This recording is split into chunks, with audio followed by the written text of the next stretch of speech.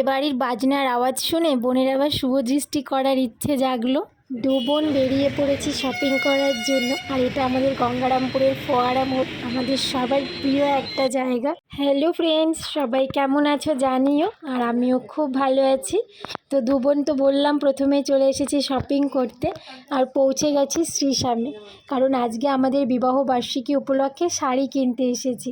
আর এই দেখো, এই দাদাভাইটাও আমাকে চেনে, বলছে তোমার ভিডিও তো আমি দেখি। সেটা শুনে আমি তো খুব খুশি হলাম, সত্যিই খুব ভালো লাগে যখন অচেনা কেউ বলে আমি তোমাকে চিনি, সোশ্যাল মিডিয়াতে তোমার ভিডিও দেখি।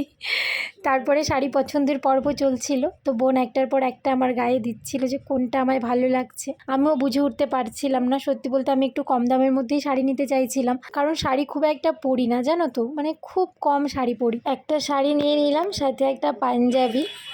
এখানে ড্রেস চেঞ্জ করে নিয়েছি, তবু জামার ওপরে। এখানে ট্রায়াল রুম নেই তো, তাই জামার ওপরেই পরে নিয়েছি। বোনও জামার ওপরে পরে নিয়েছে, আমি জামার ওপরেই পরে নিয়েছি। চালাচ্ছি সব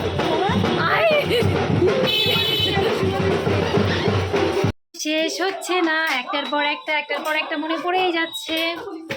আর আমাদের কেনাকাটাও চলছে, তো এখন দেখা যাক কি কেনা হয়। আমার শাড়ি, আমাদের দু বোনের ড্রেস, আর বরের জন্য পাঞ্জাবি, তো সবটা কিনে নিয়ে চলে এলাম। আর এই দেখো, এই শাড়িটা নিয়েছি, তোমরা তখন বুঝতে পেরেছো কি না।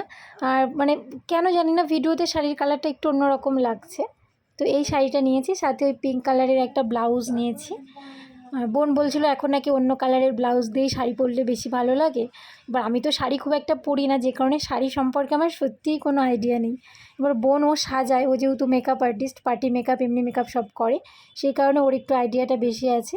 তাই ওকেই বললাম তোর যেটা ভালো মনে হয় তুই সেটা কর। আর এদিকে শাড়ি ব্লাউজ নিয়ে এদিকে বরের জন্য পাঞ্জাবিটা নিয়েছি, কিন্তু পাঞ্জাবিটা বোন পরে ডিজাইন করে দেবে।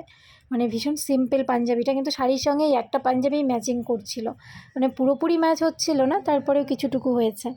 আর এই দেখো শাড়ি আর পাঞ্জাবি, ওই যে বোন ওই পাঞ্জাবিটাতে ডিজাইন করে দিয়েছে। আর আমাদেরকে কেমন লাগছে অবশ্যই জানিও।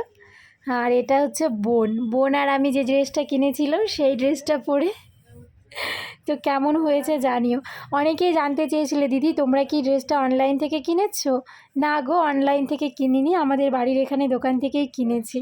তো অনেকে জিজ্ঞেস করেছিলে, তো সত্যি কথা বলতে সবসময় তো সব কমেন্টের উত্তর দেওয়া হয়ে ওঠে না, সবসময় আমরা ফ্রি থাকিও না। আর বিশেষ করে আমার তো অনেক কাজ থাকে, তারপরেও চেষ্টা করি জানো তোমাদের সবার সব কমেন্টে রিপ্লাই দেওয়ার। তো থ্যাংক ইউ সো মাচ। আজকের মতো ভিডিওটা এতটুকুই, টাটা।